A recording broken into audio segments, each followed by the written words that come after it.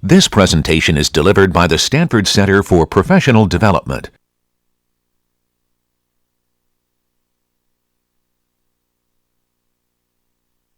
Let us refresh about where we were at the end of Wednesday.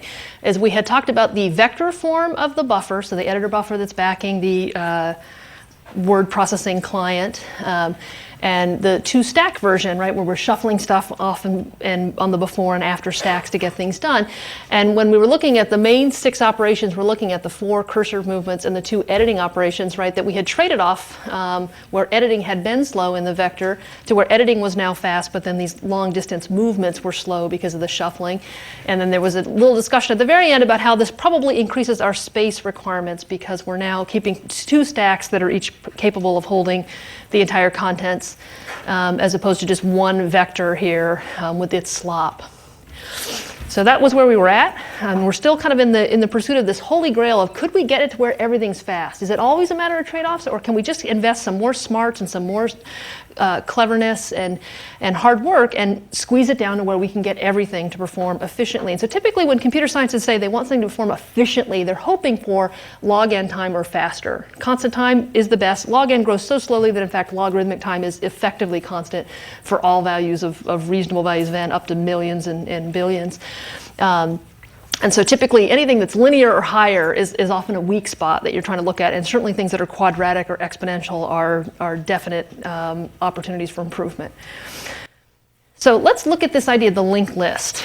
So that both the vector and the stack, we're relying on this idea that contiguous memory, right, is the weak link that was causing some problems. That in the vector, that's shuffling to move things up and down, or in the case of the stack version, moving things from one side to the other, right, was part of what we were working up against. And the linked list is what promises to give us this opportunity to have these each individual character be, managed separately, and that flexibility might help resolve some of our problems here. So what we're going to look at is the idea of implementing the buffer using a linked list. So if I have the characters A, B, C, D, E, I could have a linked list here where I'm pointing to the head cell, which is A, which points to B and C and D and down to the null. And so what I'm modeling it as in the private data section will be a little linked list node, right, with the character in there and a pointer to the next one. And then I'm going to keep 2 pointers, one to the frontmost cell, and then one that's going to model where the cursor is within the buffer. So rather than doing it as like an index was handy in the case of vector where we have direct access, right? Given the way the linked list works, right, knowing that it's at the 5th cell of the 4th cell isn't really very helpful. It will be more helpful to have as a pointer kind of directly into the midst of things to give us direct access to where the cursor is. So let's think a little bit of that cursor, because there's an important decision to be made early about helping to facilitate the later work we have to do. I have the contents A, B, C, D, E. So we talked about how the cursor is actually between 2 characters. If the cursor right now is situated after the A and before the B, so what I'm modeling is A cursor B, C, D, then it seems like the obvious 2 choices for where the cursor might point is to A or to B. And I had said in the case of the vector, if it were index 0 or index 1, that there wasn't a really strong preference for one over the other. There is going to be a really good reason to pick one for the linked list over the other. Would you rather point to the A for where the cursor is, or would you rather point to the B? Okay.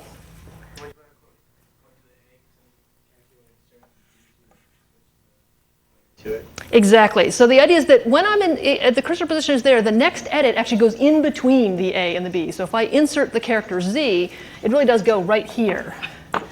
And if I'm going to wire that in and splice it into the list, that if I'm pointing to B, then I'm kind of hosed because I'm already one past where I need to build the slice in because I need to know what was behind it to bring it in. So in fact, pointing to the character behind the cursor gives you access to wiring this down to here and this into there, and then updating the cursor to point to the Z without having to do any kind of the difficult backward traversal.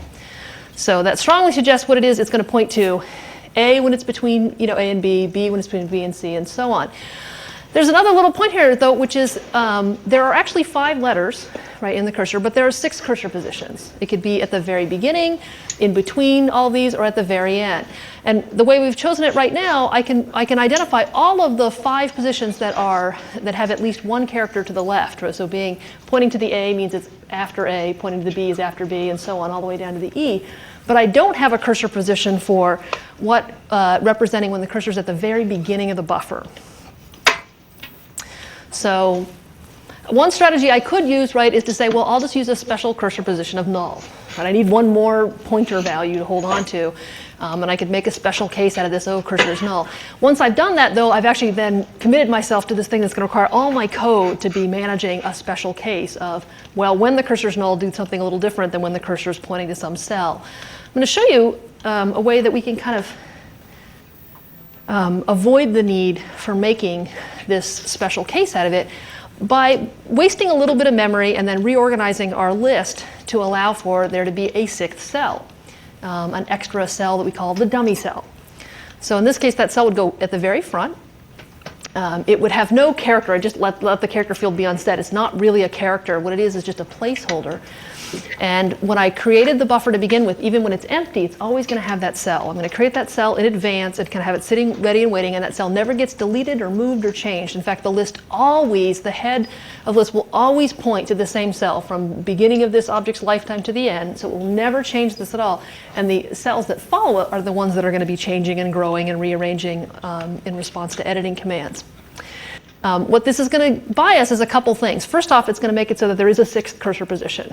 So now when the cursor is at the very beginning, we can set the cursor to point to this dummy cell. Okay, that's one thing that we've solved by doing that. Another thing that we've solved is actually we have made all the other cells in the list, the ones that are being edited and manipulated, we've made them all totally symmetric. That previously, there was always going to be a little bit of a special case about, well, if you're the front of the list. And we've seen that sometimes when we're doing inserts, on the stack and queue linked list, that inserting later in the list involves kind of wiring in 2 pointers, one to come in, one to go out. But there was a special case of, oh, if you're the very first cell of the list, then your out pointer is the same, but your incoming pointer is resetting the head. That case has actually gone away now. That now every cell in there always has a predecessor. It always has a previous, right? Something behind it. So actually there will always be pulling a pointer in and pulling a pointer out for every cell with character data that's being modified. And that means some of that need for that extra little handling of, oh, if you're the very first cell, has gone away. The very first cell is always kind of this dummy cell and doesn't require us to go out of our way to do anything special for it. So this is going to solve a bunch of problems for us, and it's kind of a neat technique. You'll see this used actually fairly commonly in situations just managing a linked list just to buy yourself some symmetry in the remaining cells. Okay. So let me look at some code with you, and I'm going to actually draw some pictures as I go. I'm not going to write this code in real time because I think it's actually more important to see it acting on things than it is to see me typing out the characters for it. But the mechanism, right, in the case of the buffer here, is it's going to have a head pointer, which points to the frontmost cell, and a cursor, which points to the character that precedes the cursor. So if right now the contents of the buffer is the contents A, B, C, and let's say that right now the cursor is pointing to A. Actually, I need my dummy cell. What am I doing? Let me move everybody down one. So maybe we just have my dummy cell and my A and my B. Okay. And so the cursor right now is at the very front of the buffer. So this is kind of what it looks like. It has 2 characters, the A and the B. And I'm going to trace through the process of inserting a new character into the buffer. Is that my local variable CP is going to point to a new cell allocated out in the heap. Let's say the character I'm going to insert is the Z, so I'll assign CH to this character slot in there. And then the next for this gets to what the cursor is kind of currently following the cursor. So the cursor is pointing to the cell before it, and the next field of that cell tells us what follows it. So if I trace my cursor's next field, it points to A. And so I'm going to go ahead and set up this new cell's next field to also point to A. So now I've got 2 different ways to get to the A cell, right? Tracing off the dummy cell or tracing off this new cell. And then I update the cursor's next field to point to CP. So I just copied, right, the idea that CP's next field was pointing to A. I copied it down here to kind of do the splice out. Now I'm going to do the splice in, which causes it to no longer point to A, but instead point to my new cell down here, CP. And then I update the cursor to point to this new cell. That just means that subsequent inserts, like the C is kind of behind the cursor after I've made this edit, that this cell now points down there. And so then this variable goes away when that method ends. And so now the new structure that I have here is head still points to the dummy cell. That never changes, right? Dummy cell now points to Z. Z points to A. Z points to B. And so whatever letter I'm using here. And then the cursor in this case is between the Z and the A by virtue of the fact that the cursor is pointing to the Z. A subsequent one would sort of do the same thing, right? If I typed out ZY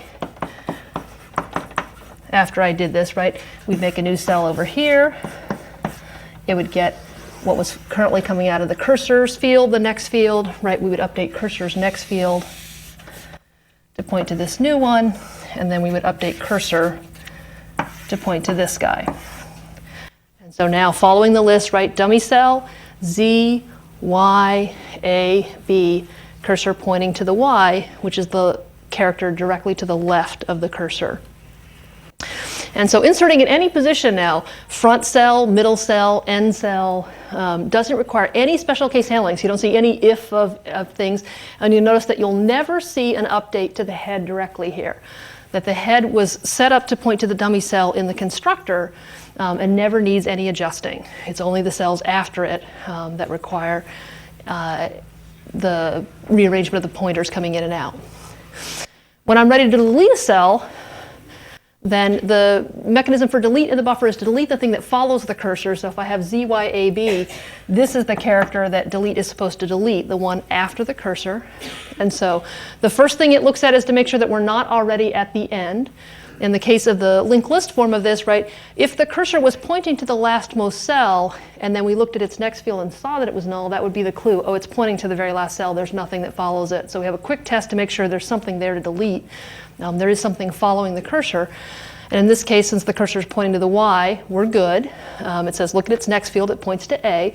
It says, OK, call this thing old and point to that A. Now do a wire around it. So take the cursor's next field. And so this thing is where I'm targeting my overwrite. And copy out of the old its next. So no longer pointing to the A, but instead pointing to the B, and then deleting the old, which causes this piece of memory to be reclaimed. And now the contents of my buffer have been shifted over to where it goes Z, Y, straight to B. The cursor in this case doesn't move. It actually deleted to the right, and so whatever was to the left of the cursor just stays in place. So again, no need to update anything special for the first or the last or any of those cells, right? That the symmetry of all the cells past the dummy kind of buys us some convenience in handling it. Question? What does a dummy cell look like? So the dummy cell looks like just any other cell. It actually is a new cell T, and what you do is you just don't assign the CH field, the character field, because it has nothing in it. So it actually looks just like all the others. It's just another node in the chain. But this one, right, you put there purposefully just as a placeholder, so it doesn't contain any character data. So if you were ready, for example, to print the contents of the buffer, you have to remember the dummy cell's there and just skip over it. You tend to start your list like at heads next being the first interesting cell to look at, and then work your way down to the end. So it just is a little a node just like all the others, but you just know that the character data here is useless. It's not important. You didn't even write anything there. In the back. Didn't delete used to go left? It turns out the delete in this case goes forward. So you could imagine that in some other world it does, but the ones we have done so far have always deleted forward. So like the delete, for example, in the stack case, grabbed from the after stack. It's just it turns out it's done that way because it happens to simplify some other things. You can imagine that delete in reverse, what would it take? Well, you'd have to back the cursor up, and as we're going to find out pretty soon, that would make it challenging for the linked list. And so partly we picked a delete that made certain things work out a little better for us. So both of these operations, right, are O of 1. And this is where the linked list really shines, right, on this sort of stuff, is because if you have access to the point at which you want to make a modification, so if you're already kind of in the midst of the thing you're trying to rearrange, it's often to the linked list advantage because it actually can do these rewiring kind of in the local context. And even if there's thousands of characters that follow the cursor, right, it doesn't matter. And there can be thousands of characters preceding the cursor for that matter too. That the idea that there's a much larger context it's working in doesn't impact its performance. It's really just doing this local little rearrangement of the pointers. And that's a real strength of the linked list design, is that flexibility that doesn't rely on everything living in contiguous memory. So let's talk about the movement options for this guy. So right now I have the contents Z, Y, with the cursor between that and then the B following it, so 3 characters worth. Get rid of my other bits of things that are on the board. And then the initial 2 operations are pretty simple, and then the later 2 are going to be a little bit messier. So let's look at the easy ones first. Moving the cursor to the beginning. So that jump that pulls you back to the very beginning, very easy in a linked list form. If I want to move the cursor to the beginning, all I need to do is take that cursor pointer and reset it to the head, which is where the dummy cell is. And so by virtue of doing that, the character it points to is the one that's to the left, right, of that, and to the left of that, right, the dummy cell is one we're not counting, so in fact it's like nothingness that's there, and so that means that the first character that follows the cursor is Z, which is the initial character of the buffer. So that reset, easy to do. We have easy access to the front of the list, and so no special crazy code required. Moving the cursor forward, also an easy thing to do. Linked lists are designed to make it easy to kind of work your way from the front to the back, and so moving the cursor forward is advancing that cursor by 1 step. So in the array form of this, where it was like a cursor plus plus, in this, the comparable form of that in the linked list is cursor equals cursor next. It has a little if test there. All of the versions actually do have something comparable to this, which is like, well, if you're already at the end, then there's nothing to be done, so you don't advance the cursor off into space. We check to make sure that there is something for it to point to. So in this case, seeing if the cursor's next field is null, it's not, it points to Z, then we go ahead and update the cursor to there, which has the effect of changing things to where the Z is the character to the left of the cursor, and then the YB follow it. So moving this way, getting back to the beginning and kind of walking our way down, easy to do. Now we start to see where the linked list causes us a little bit of grief. Moving the cursor to the end. So now, starting at the beginning or the middle or wherever I am, I want to advance my way to the end. I don't know where the end is, right? Linked lists in general don't keep track of that. That in the simple form of the singly linked list, I'm going to have to work to find it. So I'm going to have to take where I am and walk my way down. And this one actually just makes use of an existing public member function, the move cursor forward. It's like, well, while the cursor next does not equal null, which is to say, while we are not pointing at the very last cell of the linked list, then keep going. So it'll advance cursor equals cursor error next. So it'll say, does the cursor's next field null? No. Well, then set the cursor to be the cursor's next field. Is the cursor's next field null? Take care of the 0. No, it's not. So advance the cursor to the next field. Is the cursor's next field null? Yes. So that would be the last thing in the buffer. And so if we have hundreds or thousands or tens of characters, whichever it is, right? And depending on how close we already were, right, it will walk through everything from where the current editing position was to find the end of the buffer, one by one, working its way down. The even more painful operation is the simple one of just moving backwards. If I'm pointing right now to that B, and I'd like to get back to that Y, the linked list is oblivious about kind of how you got there. It knows where to go from here, but that backing up is not supported in the simple form. In order to find out what preceded the B, our only option right now is to go back to the beginning and find it. So starting this pointer CP at the head and saying, do you point to, is your next field the cursor? And this one says, no. And it says, okay, well, then advance. It's like, is your next field point to the cursor? No, it's not. Look at this one. Does your next field point to the same place as the cursor? Yes. Y's next field points to the same place the cursor does. That must mean that Y was the one that preceded the cursor in the linked list. And so after having gone back to the beginning and walked all the way down, especially if I'm near the end, right, that's a long traversal. And when I get there, I can say, oh, yeah, that's the one. Back it up to there.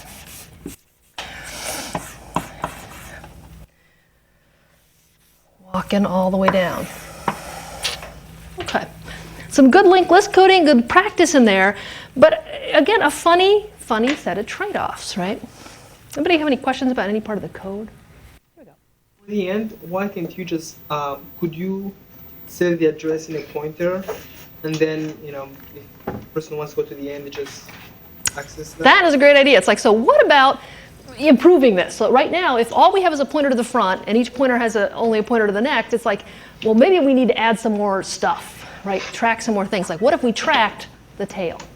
Right? Would that help us, right? If we tracked the tail, right, we could move to the end quickly, right? Will that help us moving backwards? No, but it solves one of our problems. So like you're onto something. Let's look at what we've got, and then we'll start thinking about ways to fix it, because that's going to be one of the pieces we're going to think about. So if I move to linked list relative to what I have, it's like a shell game. The O of n's moved. It used to be that editing was slow, and we didn't like that. Then we made big movement fast. And now we have this funny thing where moving in certain ways is easy and moving in other ways is bad. So moving down the document is good. Moving backwards in the document, not good. Moving back to the beginning is good, but moving to the end is bad. But then editing in all situations is good.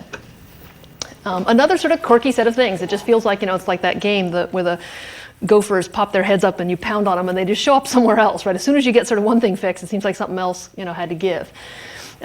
This, I think, actually would be my ideal editor, though, because it turns out I have exactly this working style, which is like I'll be down at the end of the document, and I'll have to be generating new things, and I'm getting tired, and I don't like writing, and what I keep wanting to do is I go back to the beginning and I read that again, because I worked on that the most, and it's nice. And so I go back to the beginning, and I'm like, oh yeah, look at this, look at how lovely this is. And then I never want to go back to the end where all the trouble is, right? So I just keep going back to the beginning and editing in the front, right? And then slowly get back to the end, and then I don't like it again, and I go back to the beginning. But I never actually willingly go to the end to face my fears. So this is the editor I need. Also has a bit of a kicker in terms of space. So if the space for a character is 1 byte, which it typically is, right, and the space for a pointer is 4 bytes, then each of those linked list cells is costing us 5 bytes, right, which is sort of 5 times the amount of storage that the character itself would have taken alone. So in the vector, right, it was fairly tight, a little bit more going up in that, but we've actually kind of blown it up by another factor of 2 even beyond the stack, which is not quite a good direction to be going. So let's talk about what we can do to fix that. I'm not going to go through the process of coding this. I'm just going to give you kind of a thought exercise so you can kind of visualize it. But that what we have here, right, is an information problem, right? We only are keeping track of certain pathways through that linked list. What if we actually increased, right, our access to the list? We don't need to have the full access of a vector. Being able to know the nth character, by number is not actually as far as we need to go, but we do just need a little bit more coordination between a cell and its neighbors. And so the 2 things that would buy us out of a lot of the things we're seeing here is if we added a tail pointer. So if I just add a tail pointer that points to the last cell, then I can move to the end quickly. You say cursor equals tail the same way I did cursor equals head. So what was an O of n problem? Now O of 1. The backing up, not as easily solved by just having one thing that's going along. I also am going to need, on a per cell basis, this ability to move backwards. Well, it's just symmetry, right? If A knows where B is and B knows where C and C knows where D is, what's to stop it from also just tracking the information going in the other way, so that D knows that it came from C and C knows it came from B and so on. And so having this completely symmetric parallel set of links that just run the other direction then buys you the ability to move backwards with ease. The other thing this would give you is that the tail pointer is almost not quite enough to give you the exact access to the intent. It gives it to you, but you also have to be careful about what is it going to take to update it. And so inserting can easily update the tail pointer. It's the deleting that kind of would get you into trouble. If you were here and deleting, you'd have to kind of keep track of making sure if you were deleting the thing that was the tail pointer, so you have to be a little bit careful about making sure you don't lose track of your tail. But once I have both of these in place, right, I suddenly have something that can move forward easily, O of 1, move to the front easily, O of 1, move to the tail easily, O of 1, move backwards, O of 1. So I can make all of my operations O of 1, all of them. Still, the deleting is still going to have to delete the individual cells. There's one place where it suffers, but that's a much more rare occurrence. And I can get all 6. It moves fast in every dimension, right? Inserts and deletes, all good. And there are 2 places we paid for it. One is certainly in memory. So a 4-byte pointer one direction, a 4-byte pointer another direction, plus the 1 byte for the character means we now have a 9-byte per character storage usage. And the other way, which is a little bit hard to represent with some number in a quantitative way, but actually is also an important factor, which is your code got a lot more complicated. That if you looked at the code for the vector or the stack version, it was a few lines here, a few lines there. So if you looked at the code for the linked list singly we looked at, it's like you got to wire up these pointers. Now imagine you got to wire up twice as many pointers, right? Not only do you have the in and out going in one direction, you'll have the in and out going the other direction. And just the opportunity to make errors with pointers has now gone up by a factor of 2. The idea that you could get a vector version of this up and running in no time compared to several days, let's say, of getting the doubly linked one working, might be a factor to keep in mind. If you're kind of investing for the long haul, sure, work hard, but know that it wasn't for free, right?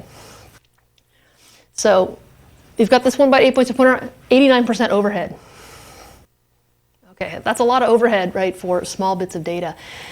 More likely, and this is actually the way that most modern word processors really do this, right, is they don't just make one or the other. It's not just an array or a stack or a linked list.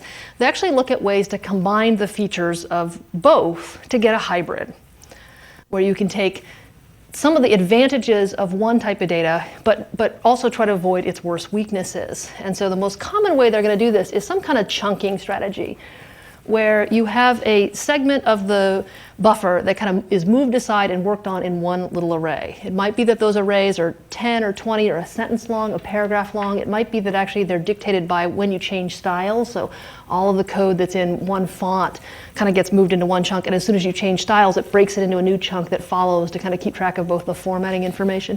Depends on some of the other features that are present in the processor here, but it's likely what it's doing, rather than having all 1,000 or 10,000 or 10 million characters in one data structure, they're actually kind of separated to where you have a little bit of both. So the most likely thing is that there's some kind of array strategy on a chunk basis. There's a linking between those chunks.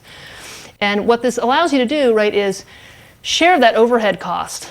So in this case, if I had every sentence in a chunk by itself, and then I had next and previous pointers, which pointed to the next sentence and the previous sentence, that when I need to move the cursor forward or backwards, that within a chunk, it's just changing this index. Oh, it's at index 2, but now it's moving to 3 or 4 or 5. And then when it gets to the end of that chunk, at the end of that sentence, and you move forward, well, then it follows the next link forward. Similarly, moving backwards, right? So within a chunk, doing array-like manipulations, and then as it crosses the boundary, using a linked list steps to get further down.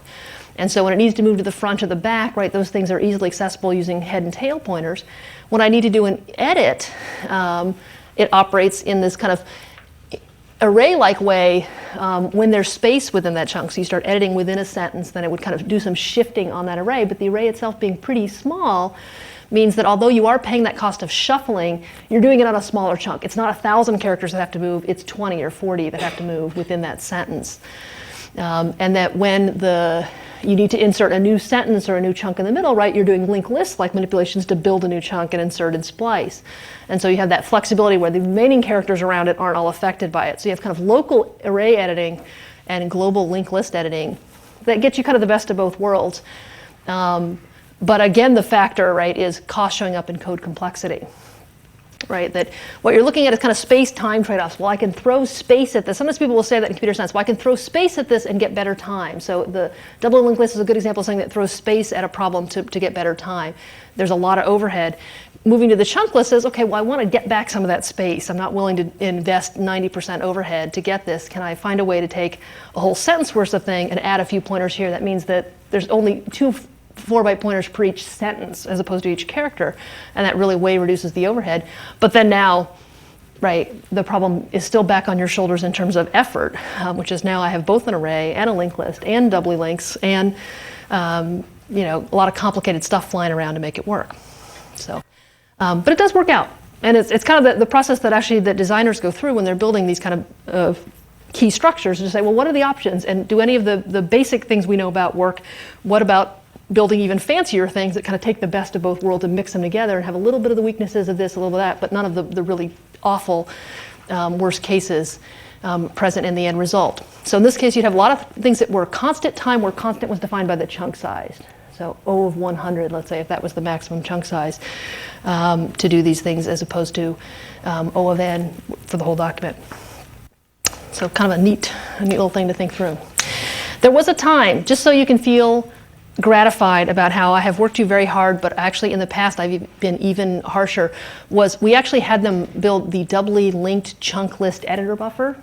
And now we have you build the singly linked chunk list PQ, and it's actually still very complicated, as you'll find out, but not nearly quite as hairy as the full-on both directions, every way craziness.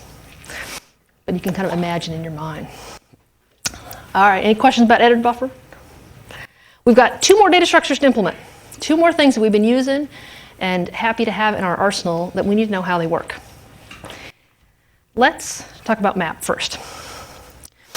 And in fact, the strategy I'm going to end up showing you for map is actually going to be the same one we use for set, and then we'll come back and think of another clever way to do map too. So we've got 2 things to talk about, which are binary search trees and hashing. And I'm going to do binary search trees first, and then we'll get back to the hashing second time around.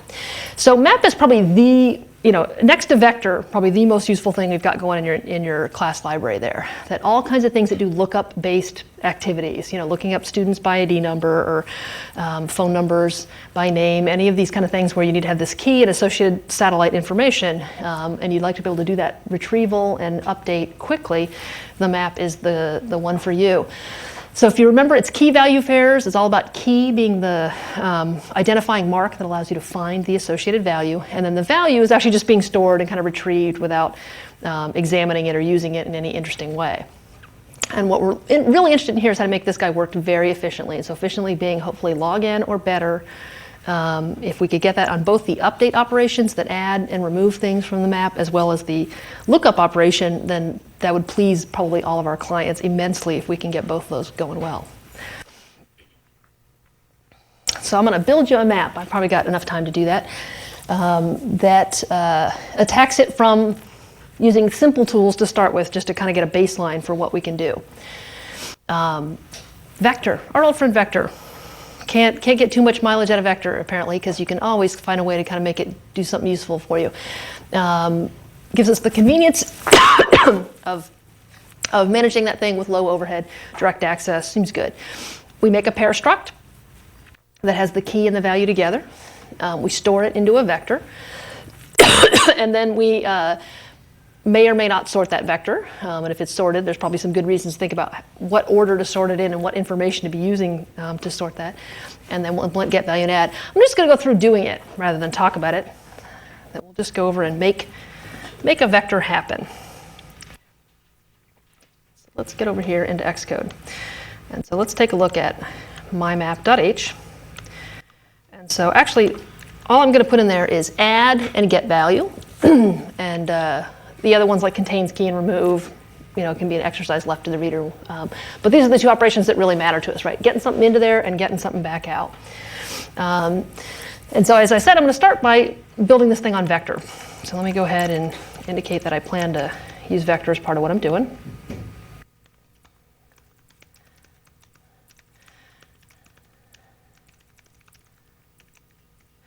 So I define a little structure that is the pair, let's say. Maybe I'll call that pair even, that's such a nice word for it. So the pair of the key and the value that go together.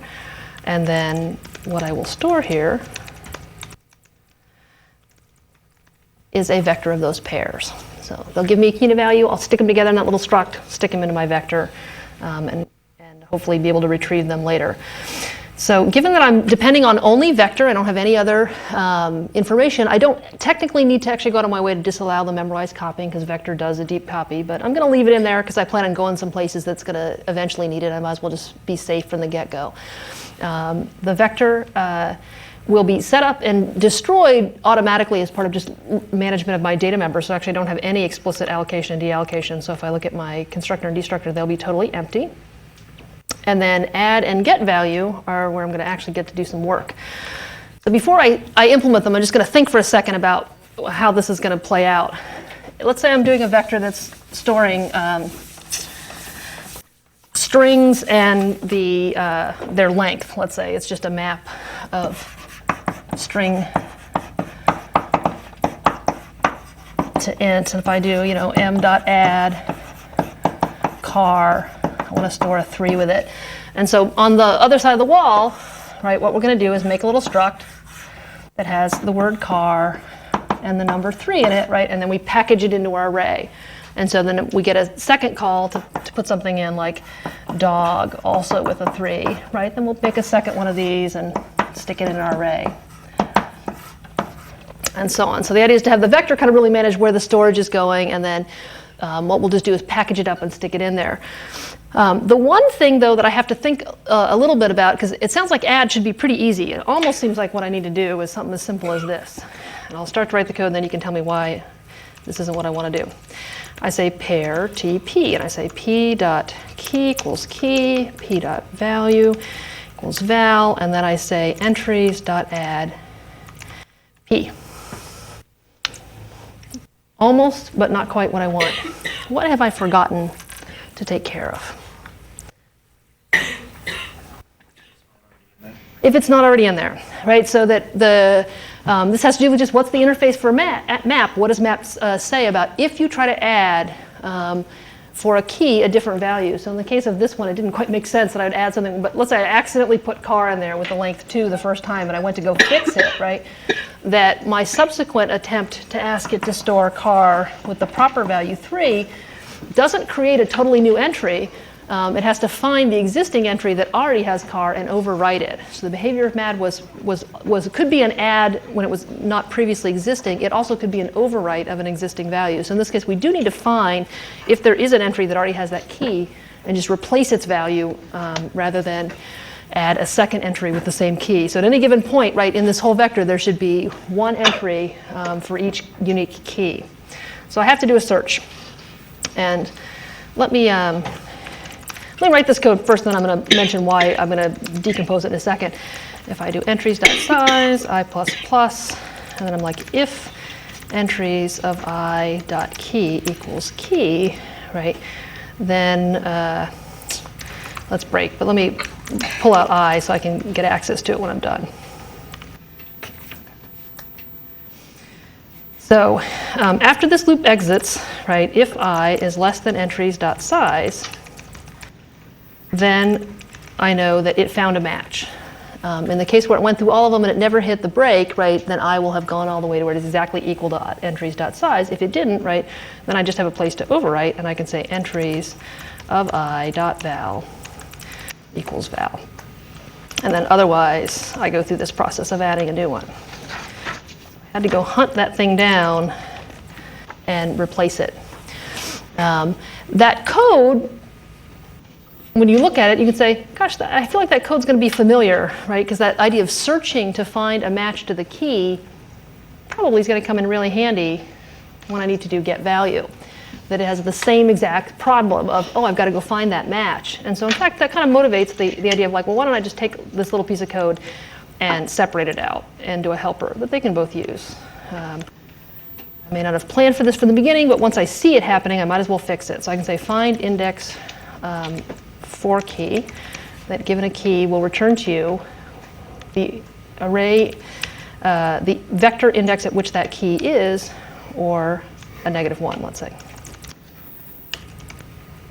So I don't need to keep that anymore. So if it ever found it, it returns I. Otherwise, it returns -1 that can be our not found. And then I can actually use that up here.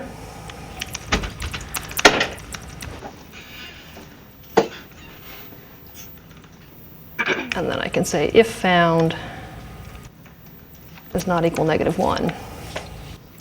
Then we do that.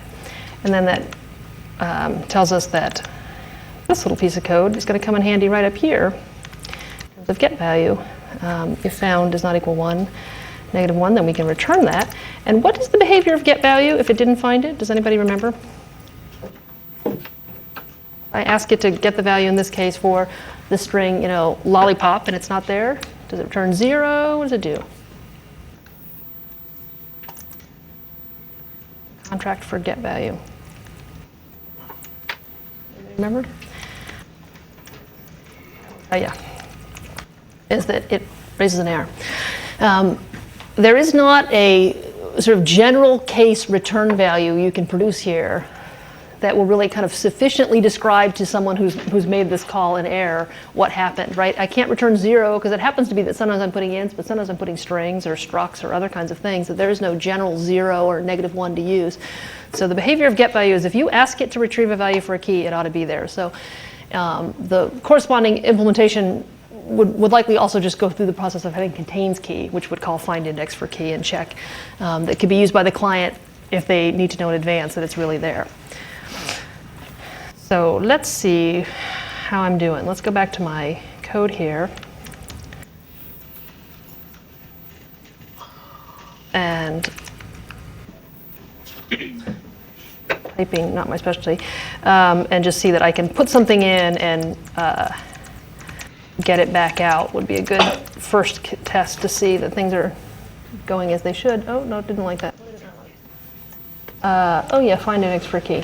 Find index for key was not properly declared in my .h, so let me go move it there.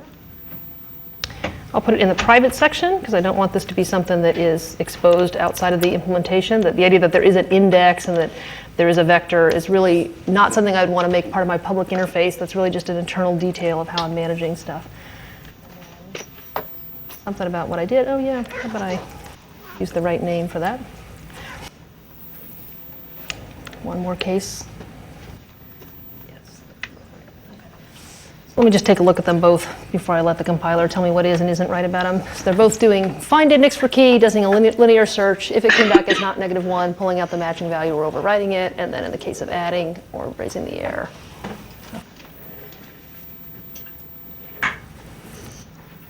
So the previously stored value for that is 3.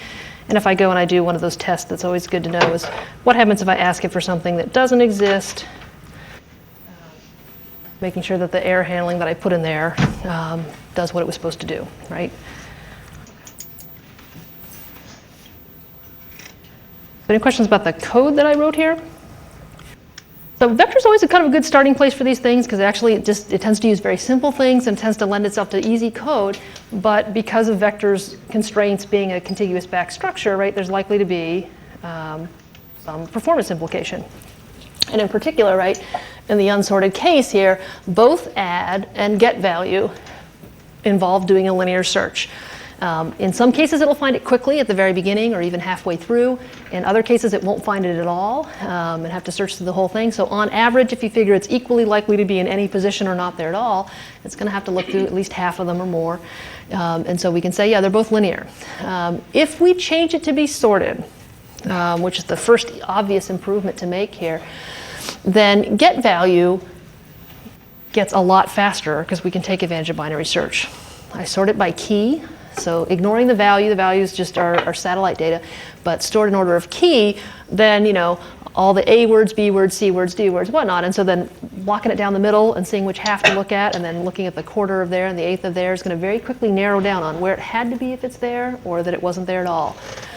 So we can implement that in logarithmic time, meaning that if you have 1,000 entries, it takes 10 comparisons to find it or agree it's not there. If you double that, it'll take one more comparison. You go to 2,000, you know, negligibly faster, right? Even numbers in the millions, right, are still just, you know, a handful of comparisons to work it out and say 2 to the 20th, for example, is roughly 1 million. So 20 comparisons in or out. And so didn't look at 1 million things 1 million times over. However, that didn't improve add. Why not? Why does keeping it in sorted order not have the same boost for add as it did for get value? Can I do the same logarithmic search? What do I run into? You have to move all the elements over. Yeah, you can find the place fast, right? You can say, oh, I'm inserting the word apple. It's like, oh, okay, I can very quickly narrow in on where it needed to be. If it was there, I can overwrite it quickly. But in the case where it really needed to do an add, it's got to move them down. And so the old add, right, did all its work in the search and then just tacked it on the end if it didn't find it or overwrote in the middle. But the new add also has to modify the array to put it in the right place. And putting it in the right place means shuffling to make space. And so even though it found it quickly, right, it was unable to update that quickly. So it still ends up being linear in that case. Now, this is actually not a terrible result, As it stands, it's probably much more likely that you're going to load up the data structure once and then do a lot of searches on it and then infrequent additions. That's a pretty common usage pattern for a map. Just to kind of like you build a dictionary, right? Like loading the dictionary once could be expensive, but then people do tons and tons of lookups of words later, but you don't change the definitions a lot later or add a lot of new words. So this might be actually quite tolerable in many situations, that the building of it was expensive, but gave you fast search access. But really what we want to do is say, can we get both of those? So kind of driving the same way we do with the editor buffer, it's like, well, what if I just want both those operations to be logarithmic or better? What can I do? So I'll leave you with kind of just a little bit of a taste of where we're heading, is to think a little bit about what the linked list does and doesn't buy us, right? That the linked list gave us flexibility at the editing, sort of the local editing site, but it doesn't give us fast searching. Well, maybe we can take this linked list and try to add fast searching to the idea of this pointer flexibility to get kind of the best of both worlds. So that's where we're going to start on Monday, building a tree. So if you have time today, I'd love to have you come to Termin, and otherwise have a good weekend and get your PQ working.